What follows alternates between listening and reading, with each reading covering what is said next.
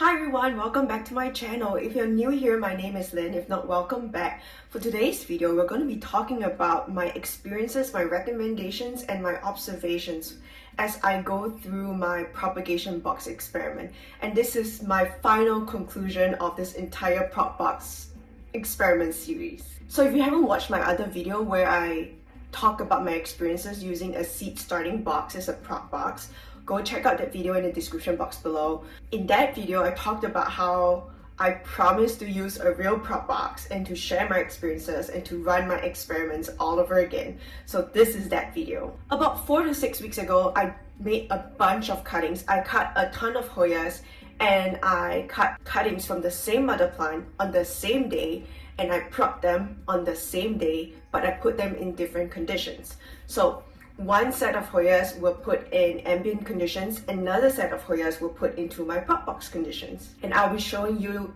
direct comparisons of their rooting progress as of today. So here is Hoya number 1. This is the Hoya verticillata Silver Heart, a gorgeous Hoya, highly recommend.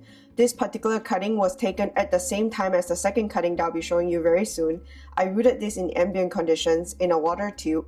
And here you can see the roots on this cutting, and you can compare it with the second cutting, also a one leaf cutting. This was rooted in the prop box. I mean, I think the difference is pretty obvious, right? A lot more roots on the second one over here that was rooted in the prop box. The next Hoya we're going to be looking at is the Hoya Germany Splash. And this is the first cutting over here. It's a one note, two leaf cutting. This was rooted inside the box. So a ton of roots. This second cutting is a one note, one leaf cutting, so slightly unfair of a comparison in this case, but rooted in ambient conditions and also has beautiful roots. So in both cases, we have really nice roots at the same time. The next Hoya we're looking at is the Hoya Nova Ghost, highly recommend as well. It's a beautiful silvery frosty Hoya. This one in particular is rooted in ambient conditions, so you can see beautiful roots. The second one over here has a long vine but also a one note, two leaf cutting.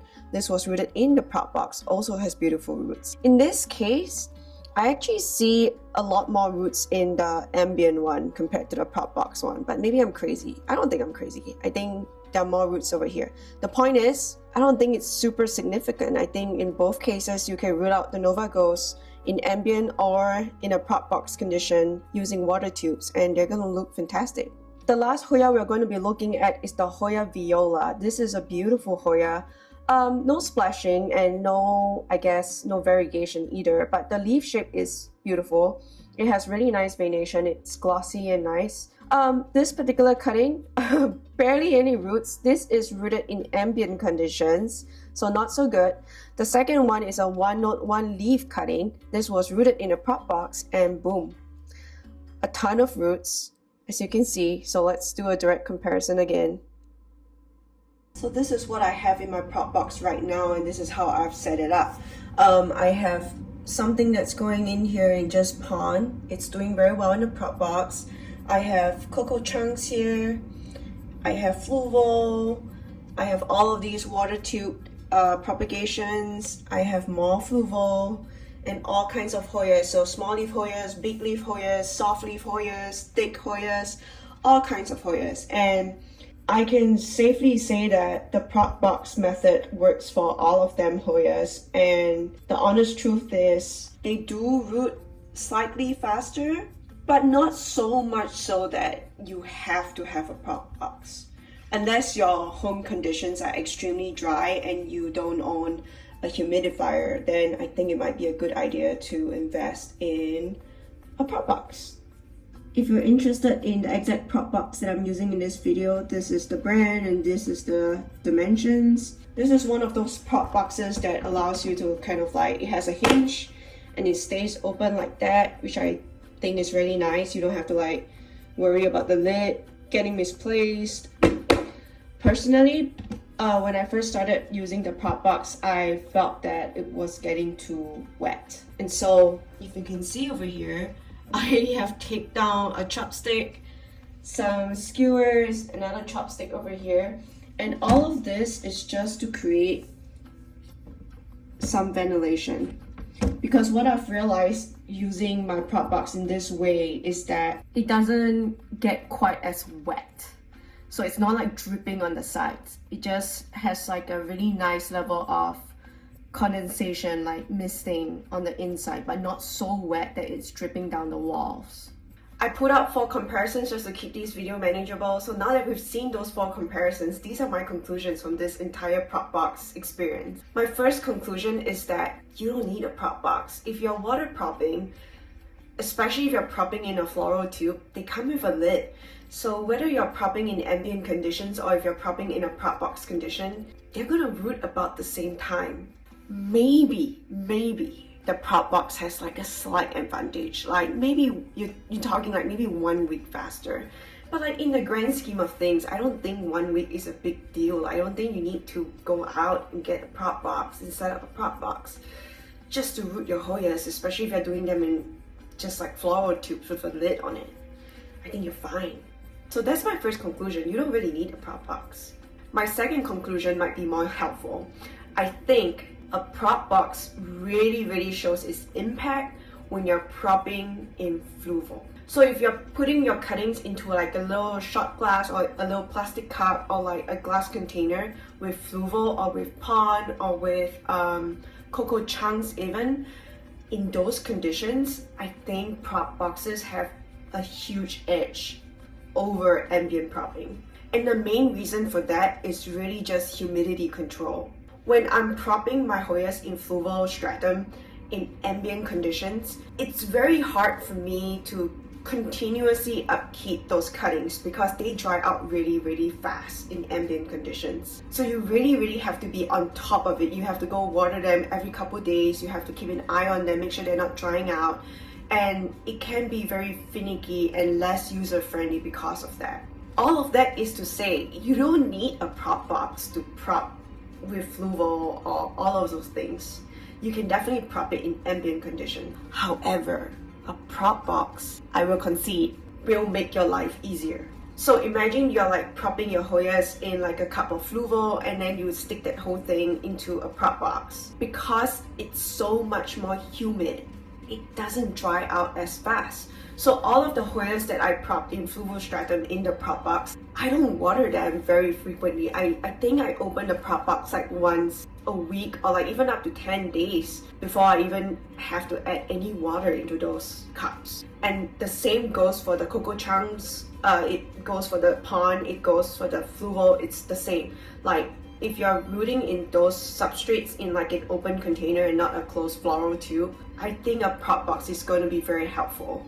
Just because it's going to be a lot more user-friendly, a lot less care-intensive on you. You don't have to keep watering it, you don't have to really keep an eye on it because it's going to stay wet and it's going to stay moist and you can just leave it be for like days on end. So that's my second conclusion. Prop boxes are excellent if you're propping in an open container with different kinds of substrates. They just keep it wet and it means less work for you. The second thing I'll say, when you're propping in an open container with these substrates in a prop box, I do find that the props prop really fast. I think because the conditions are so stable, it's not dependent on a person eyeballing the cup and making sure that it's not drying out and stuff like that, because the moisture conditions are so stable in a prop box, in an open container type situation.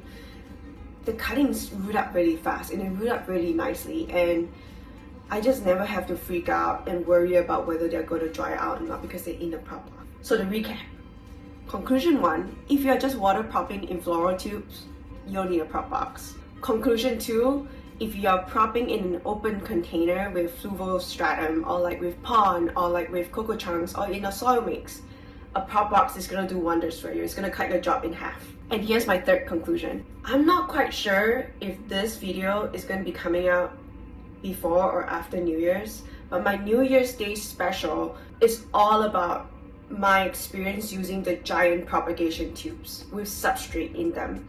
So if you haven't watched that video, I highly recommend go watch that video. I will have it linked down in the description box below. So my reason for bringing that up is because if you buy those giant propagation tubes that come with a lid, they're actually very user friendly with like propping with substrate in them. So if you're using those giant propagation tubes that come with a lid and they are thick and big enough for substrate to go in there, again, I don't think you need a prop box.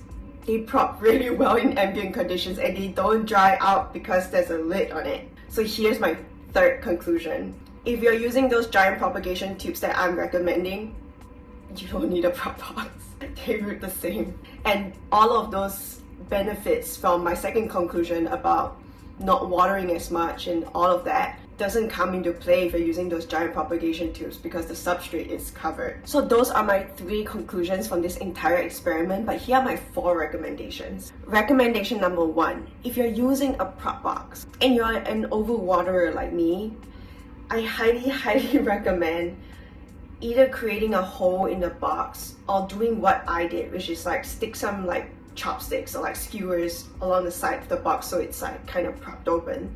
So you don't have to open the box every single day or open it every other day because it's just not completely closed anyway. So it's never going to be that wet. So that's my first recommendation. My second recommendation is when it comes to propping Hoyas, I think there are a few things you need to think about. Humidity is one, moisture is another one, temperature and light. My second recommendation goes like this. You can use a prop box, but if your grow lights are not bright enough to penetrate that prop box, your rooting is gonna slow down. Make sure you buy a prop box that is clear. And if it's clear but the lid is kind of opaque, which mine is kind of opaque, make sure you put it under stronger grow lights so that the light intensity actually gets to those leaves. Because I think lower light affects the rate of rooting a lot more than the humidity actually. That's not to say the humidity is not important. You want to keep the humidity above 40% for sure, but it's not going to be a deal breaker. But if your light conditions are low, the rate of rooting is going to slow down. If you're using a clear prop box that has a little bit of an opaque lid, make sure your grow lights are bright enough. Alternatively, make sure you get a super clear prop box. Recommendation number 3, temperature. If you're rooting your Hoyas, whether or not you're rooting them in a prop box or like in ambient conditions, make sure they're like in an area where it's not too cold. The moment it gets too cold, I'm talking like below 65 degrees Fahrenheit or like I guess below 17, 18 degrees Celsius, maybe even like 15, 16 degrees Celsius, the rate of rooting is going to slow down. So my third recommendation has to do with temperature. Make sure your temperatures are nice. 65 degrees Fahrenheit to 80 degrees Fahrenheit. For my Celsius friends, I want to say like about 18 degrees Celsius to 30 degrees Celsius is going to be really nice. So make sure it's warm but not hot. And I think your Hoyas are going to root really nice. So that's my third recommendation. My fourth recommendation is all about moisture. So whether or not you're propping in an ambient condition or if you're propping in a prop box, in the beginning stages, like I want to say rooting has 3 stages. In the first stage, when there are no roots, you want to make sure it's always wet. You don't want it to dry out. So if you're rooting ambient conditions, make sure you keep it moist. In the second stage, you have baby roots showing. In that situation, you can start to cut down on the moisture levels. They don't have to be quite so wet, but still you don't want it to like actually dry out completely. So always water before it dries out. In the third scenario, you have really nice, extremely well-established roots. In those situations, you can start thinking about cutting back the moisture. I think in those situations, if you keep it too wet all the time, that's when you might potentially rot your cuttings. So here is recommendation number 4. Keep it wet in the right stage, and then once your Hoyas are like developing the right roots, the right amount of roots in the medium, you want to start cutting back on that moisture level in the substrate, and maybe even consider taking it out of the prop box to help it start acclimatizing to normal ambient conditions, especially if you don't grow in a cabinet like me. And that brings me to the end of today's video and this entire series. I think prop boxes are amazing. I've given you my 3 conclusions. I don't think you need them, but if you're propping very regularly and you're propping extensively, especially in like an open container setting, prop boxes are going to be very helpful for you. If you don't want to use a prop box and you want to experience the benefits of not having to keep watering those cuttings all of the time, go check out my giant propagation tube experiment video. There are all kinds of links in that video. So go check out that video and you'll get the links to everything on Amazon. And I would highly recommend those giant prop tubes for propping in substrate, especially if you don't want to use a prop box, or if you don't have space to use a prop box. And I've also given you my 4 recommendations for successful propagations, whether or not you use a prop box. I hope today's content was helpful for you and that you enjoyed today's video. Please like, comment, and subscribe to my channel. I would love to hear from you. If you have more tips, more tricks that you want to share with all of us, please comment down below. I would love to share your knowledge with the rest of the community. And that's it, and that's all I have. I'm signing out. Bye.